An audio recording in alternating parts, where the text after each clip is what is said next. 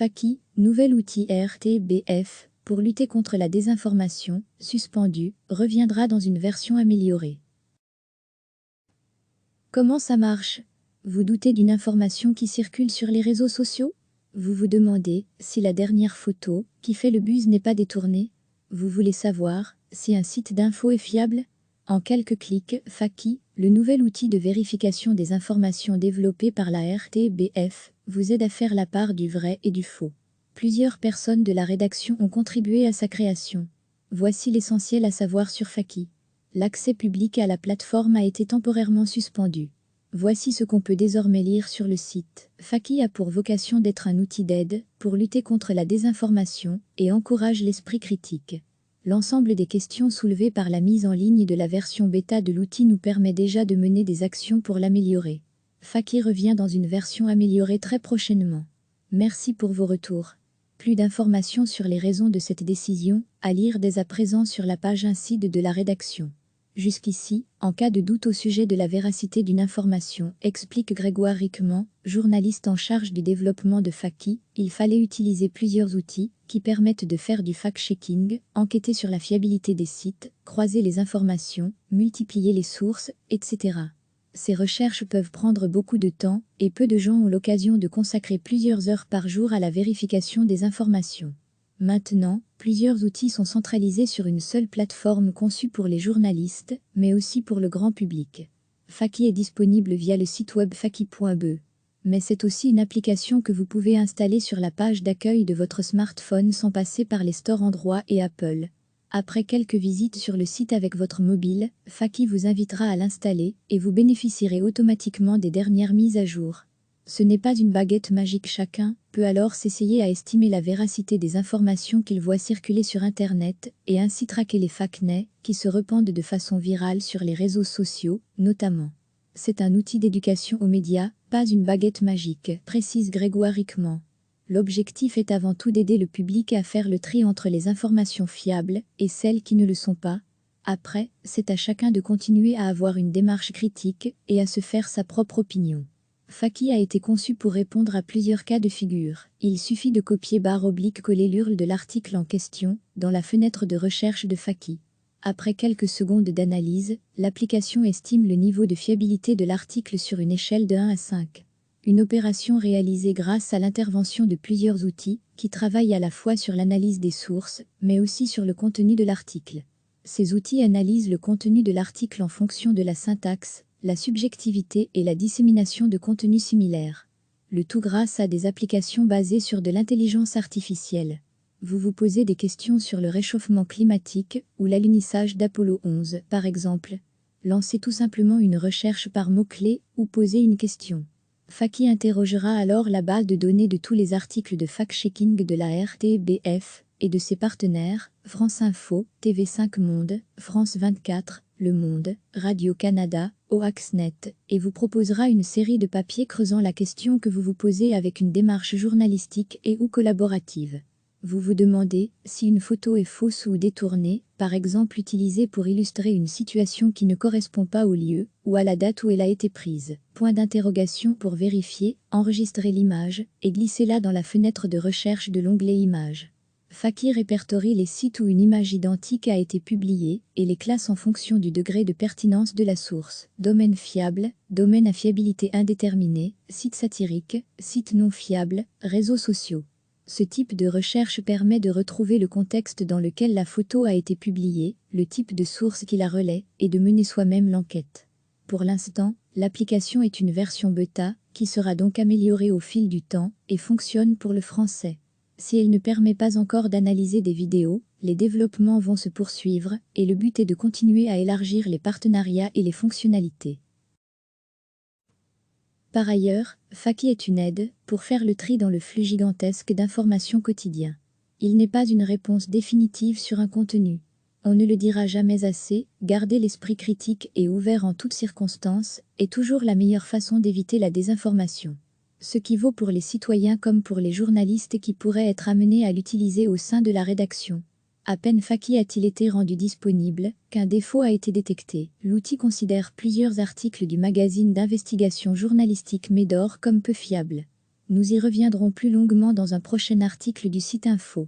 Mais voici déjà une première explication. À l'époque où on a établi la base de données pour nourrir les algorithmes, le site internet de Médor n'existait pas encore, explique Aurore Peignois, l'une des conceptrices du projet. Conséquence, aujourd'hui, Faki ne connaît pas le site et face à la nouveauté, les algorithmes se méfient. Comme précisé plus haut, Faki est encore en version bêta. L'idée d'une bêta, c'est de faire un test grandeur nature pour ensuite améliorer le fonctionnement de l'outil, précise Aurore. On connaît Médor, on sait que leur travail est sérieux et fiable. Des corrections seront apportées à Faki concernant le problème rencontré par Médor comme d'autres problèmes que cette phase de test mettrait à jour. Modification apportée ce vendredi 18 octobre 2019. Le dernier paragraphe, ainsi que la précision, en version bêta, dans le titre ont été ajoutés après la première mise en ligne de l'article, de façon à réagir rapidement aux défauts détectés dans l'outil Faki. D'autres précisions ont ensuite été apportées sur la page d'Incide. Recevez chaque matin l'essentiel de l'actualité. Vous doutez d'une information qui circule sur les réseaux sociaux? Vous vous demandez si la dernière photo qui fait le buzz n'est pas détournée? Vous voulez savoir si un site d'info est fiable? En quelques clics, Faki, le nouvel outil de vérification des informations développé par la RTBF, vous aide à faire la part du vrai et du faux. Plusieurs personnes de la rédaction ont contribué à sa création. Voici l'essentiel à savoir sur Faki. L'accès public à la plateforme a été temporairement suspendu. Voici ce qu'on peut désormais lire sur le site. Faki a pour vocation d'être un outil d'aide pour lutter contre la désinformation et encourage l'esprit critique. L'ensemble des questions soulevées par la mise en ligne de la version bêta de l'outil nous permet déjà de mener des actions pour l'améliorer. Faki revient dans une version améliorée très prochainement. Merci pour vos retours. Plus d'informations sur les raisons de cette décision, à lire dès à présent sur la page Incide de la rédaction. Jusqu'ici, en cas de doute au sujet de la véracité d'une information, explique Grégoire Riquemont, journaliste en charge du développement de Faki, il fallait utiliser plusieurs outils qui permettent de faire du fact-checking, enquêter sur la fiabilité des sites, croiser les informations, multiplier les sources, etc. Ces recherches peuvent prendre beaucoup de temps et peu de gens ont l'occasion de consacrer plusieurs heures par jour à la vérification des informations. Maintenant, plusieurs outils sont centralisés sur une seule plateforme conçue pour les journalistes, mais aussi pour le grand public. Faki est disponible via le site web faki.be. Mais c'est aussi une application que vous pouvez installer sur la page d'accueil de votre smartphone sans passer par les stores Android et Apple. Après quelques visites sur le site avec votre mobile, Faki vous invitera à l'installer et vous bénéficierez automatiquement des dernières mises à jour. Ce n'est pas une baguette magique, chacun peut alors s'essayer à estimer la véracité des informations qu'il voit circuler sur Internet et ainsi traquer les fake news qui se répandent de façon virale sur les réseaux sociaux, notamment. C'est un outil d'éducation aux médias, pas une baguette magique, précise Grégoire Riquemont. L'objectif est avant tout d'aider le public à faire le tri entre les informations fiables et celles qui ne le sont pas. Après, c'est à chacun de continuer à avoir une démarche critique et à se faire sa propre opinion. Comment ça marche? Faki a été conçu pour répondre à plusieurs cas de figure. Il suffit de copier/coller l'URL de l'article en question dans la fenêtre de recherche de Faki. Après quelques secondes d'analyse, l'application estime le niveau de fiabilité de l'article sur une échelle de 1 à 5. Une opération réalisée grâce à l'intervention de plusieurs outils qui travaillent à la fois sur l'analyse des sources, mais aussi sur le contenu de l'article. Ces outils analysent le contenu de l'article en fonction de la syntaxe, la subjectivité et la dissémination de contenus similaires. Le tout grâce à des applications basées sur de l'intelligence artificielle. Vous vous posez des questions sur le réchauffement climatique ou l'alunissage d'Apollo 11, par exemple. Lancez tout simplement une recherche par mots-clés ou posez une question. Faki interrogera alors la base de données de tous les articles de fact-checking de la RTBF et de ses partenaires, France Info, TV5 Monde, France 24, Le Monde, Radio-Canada, Oaxnet, et vous proposera une série de papiers creusant la question que vous vous posez avec une démarche journalistique et ou collaborative. Vous vous demandez si une photo est fausse ou détournée, par exemple utilisée pour illustrer une situation qui ne correspond pas au lieu ou à la date où elle a été prise. Point d'interrogation pour vérifier, enregistrez l'image et glissez-la dans la fenêtre de recherche de l'onglet Images. Faki répertorie les sites où une image identique a été publiée et les classe en fonction du degré de pertinence de la source. Domaine fiable, domaine à fiabilité indéterminée, site satirique, site non fiable, réseaux sociaux. Ce type de recherche permet de retrouver le contexte dans lequel la photo a été publiée, le type de source qui la relaie et de mener soi-même l'enquête. Pour l'instant, l'application est une version bêta qui sera donc améliorée au fil du temps et fonctionne pour le français. Si elle ne permet pas encore d'analyser des vidéos, les développements vont se poursuivre et le but est de continuer à élargir les partenariats et les fonctionnalités.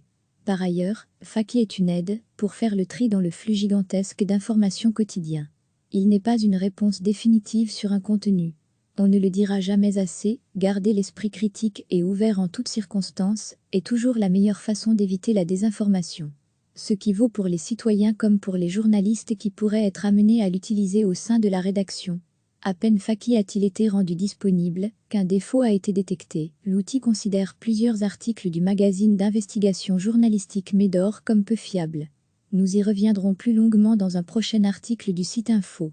Mais voici déjà une première explication. À l'époque où on a établi la base de données pour nourrir les algorithmes, le site internet de Médor n'existait pas encore, explique Aurore Peignois, l'une des conceptrices du projet.